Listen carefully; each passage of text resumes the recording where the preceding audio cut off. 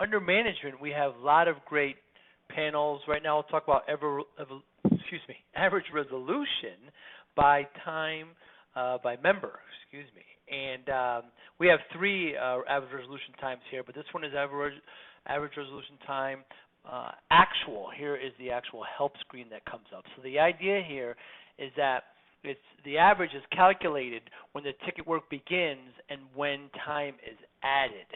So that's the actual time. So this right here represents, and you choose, of course, here in the sprocket, you're choosing the select date. You're choosing a date, always choosing the service board that all this wants to be reflected on, and then this is showing the actual time in hours it took to resolve, to complete the ticket.